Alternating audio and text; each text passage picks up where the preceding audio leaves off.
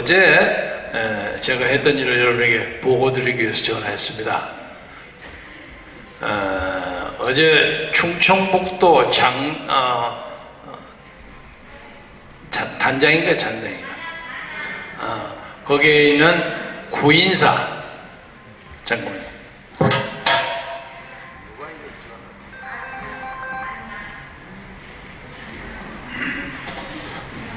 천태종 총본산에 가서 정몽원 목사님하고 거기에 대종사 운덕 스님과 맺은 MOU 협의 사항을 같이 사인하고 사진 찍고 운덕 스님으로부터 큰 가르침을 받고 왔습니다. 여러분이 잘 아시리라고 믿습니다만 천태종은 우리나라 3대 불교 종단 중에 하나로서 현재는 280만 내지 300만 정도의 강력한 조직이 있고 전국의 총본산 외로 200여 개의 전국의 도장이 도시에 있습니다. 이건 산속에 있지 않고 원래는 고려 때 의천이라는 대각국사가 개종을 해서 중흥을 시킨 것인데 원효대사가 했던 선종이라는 것은 불경을 읽지 않고 그냥 명상하고 메디테이션 해가지고 도에 터득한다는 것이 선종이고, 교종이라는 것은 경전을 읽어가지고 득도를 한다는 것인데, 선종과 교종을 보탠 것이 천태종입니다. 그래서 이 천태종이 굉장히 강력한 조직일 뿐만 아니라 아마 우리 사랑제일교회 조직보다 더 강력할 정도일 겁니다. 그래서 운덕 스님이 공교롭게도 저보다 1년 위였어요. 그리고 ROTC 1기였더라고요. 그리고 동국대학교 나오시고 거기서 중앙 총무원장을 6번을 하시고 지금 대종사를 하시는데, 의천 대각국사가 가지고 있는 천태종의 3대 목표가 대중불교, 그리고 호국불교, 생활불교 이렇게 있습니다. 그래서 이게 조계종과 다른 것이 중요한 것이 호국불교입니다. 나라가 위기에 처했을 때 산속에 가만히 있지 않겠다는 겁니다. 그래서 오랜 명상과 득도 끝에 우리 정광훈 목사님하고 손을 잡고 이 나라의 자유민주주의를 지키기 위해서 이번에 분기해서 목사님하고 손을 잡겠다 하는 것을 선언하신 것입니다. 지금까지 쭉 우리가 조계종이 주로 그렇습니다만, 조계종이나 무슨 태고종이나 이런 사람들이 산속에 있지 않습니까? 근데 천태종은 이 산속에 있지 않고 도시에 있습니다. 그리고 3대 신조 중에 하나가 호국불교입니다. 그래서 지금이야말로 우리나라에 체제의 위기가 있는데 가만히 앉아서 불경이나 외우고 있는 것은 안 된다. 이 묘화 법연경이라고 법화경을 소위 경전으로 가지고 있습니다. 우리나라는 기독교로 말해서는 바이블, 성경 같은 것입니다. 그런데 그거 읽고 있으면 되겠느냐? 이거 말이 안 된다. 그래서 나와서 그걸 다 합산하면 빼고 닳고 해도 이제 우리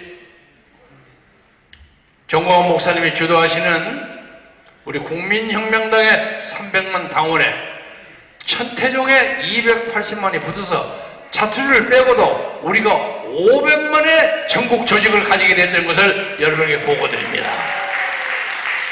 앞으로 이 힘으로 우리가 1000만 당원을 만들면, 조직을 만들면 그야말로 다른 사람들이 겁이 나서 감히 우리에게 범접하지 못할 그런 사태가 벌어져서 이 나라의 시대, 우리 자유민주주의와 우리의 법치를 평화롭게 끌어갈 수 있는 그런 체제가 오리라고 생각합니다. 두 번째 여러분에게 말씀드리고 싶은 것은, 이게 마지막 말씀입니다. 요새 국민의힘에서 그런대로 컨벤션 효과가 있어서 유남욱의 후보가 그쪽에 대통령 후보로 선정됐습니다. 일단 축하합니다. 우리는 내년에 이재명을 후보로 한 더불어민주당의 체제가 워낙 강고하고 이해관계로 뭉쳐있고, 그렇기 때문에 만만치 않는 조직입니다. 그리고 그들은 중앙선거관리위원회를 가지고 있습니다.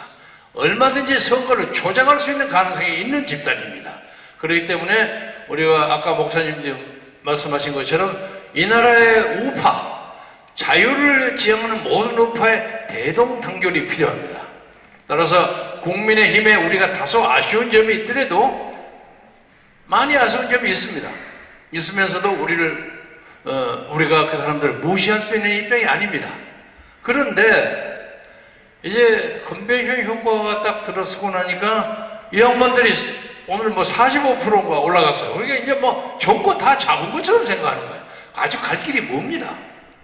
그래서 엊그제 제가 앞으로 100일 동안 윤석열 후보하고 경쟁을 하겠다. 이 경쟁은 선의의 경쟁입니다. 그리고 막판에 가서 우리가 더 올라갈지 그들이 더 올라갈지 모릅니다. 그래서 그것을 자유공동정권을 만들어서 더 높은 사람들 대통령 후보 나가고 그 다음 사람 그 다음으로 해서 같이 정권을 끌어가자 하는 것이 우리의 최종 목표입니다. 그런데 어제부터 딱 벌리는 윤석열 후보가 말을 실수하는 거 있어요. 그래서 그동안 실수가 여러 가지가 있었습니다만 이해할 만한데 어제는 상당히 중요한 실수예요. 제가 충청도로 차를 타고 한참 가는데 라디오에서 탁 들어오는 소리가, 핸드폰 들어오는 소리가 윤석열이가 뭐라고 했냐면 자기가 대통령이 되면 박근혜 전 대통령을 사면하겠다 이러더라고요. 그래서 제가 그걸 보고 허도심이 나는 거예요. 거리를 지나가면서 풍경을 보면서 아니 세상에 대한민국의 5,100만의 국민 중에 모든 사람이 박근혜 전 대통령을 사면할 수 있지만은 윤석열은 사면할 권리가 없는 사람이에요. 그러지 않습니까? 그리고 사면이라는 것이 요새 일본어가 됐습니다. 이낙연도 사면한다고 했고 많은 사람이 사면한다고 그래요. 뭐 생색내듯이 하는 것이 아니에요.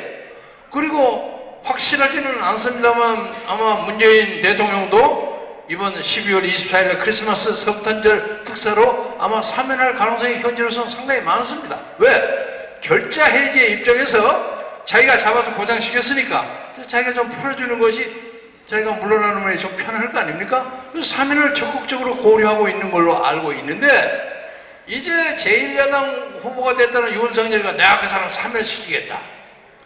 이것은 생색지고는 너무나 치졸한 생색이고 제가 여기서 주장하고 싶은 것은 윤석열은 사면을 해야 할 것이 아니라 사면 이전에 사죄를 해야 합니다. 그렇지 않습니까? 오늘 제가 말씀드리고 있는 키포인트가 그겁니다. 윤석열은 사면이 아니라 사죄를 해야 한다.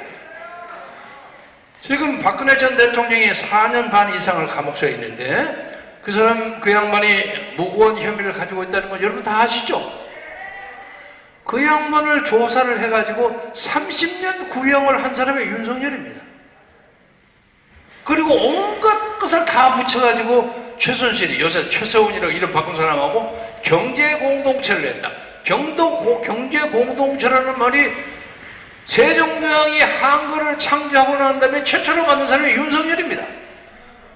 최초의 경제공동체가 누구냐면 박근혜하고 최성훈입니다. 그걸 만들어서 얽어서 집어넣는데 그래서 4년 반이나 고생을 했는데 그걸 고생을 시킨 사람이 내가 거룩하게 사면을 하겠다? 자기는 박근혜 대통령한테 와서 사죄를 해야 하는 거죠. 엉뚱한 혐의를 가서 사람을 고생시킨 거, 인권을 유린한 걸 박근혜뿐만 아니라 전 국민에게 사죄를 해야 된다고 생각하는데 여러분 어쩌? 그래서 우리는 그러나 윤석열 후보를 문재인처럼 대우하는 것은 아니올시다. 우리가 언젠가 같이 공동정권을 만드는 입장에서 당신 그 말 잘못했다. 그러니까 오늘이라도 윤석열 후보가 사면하겠다는 말이 지나쳤다. 나는 박근혜 전 대통령에게 그리고 국민 여러분에게 올바르게 법을 집행하지 못하고 자기가 열심히 거짓말로 쌓은 것이 전부 무효가 되어버린 것에서 국민에게 사죄하겠다는 말을 해주기를 공개적으로 요구하면서 여러분에게 보고 말씀을 마치겠습니다. 대단히 감사합니다. 네.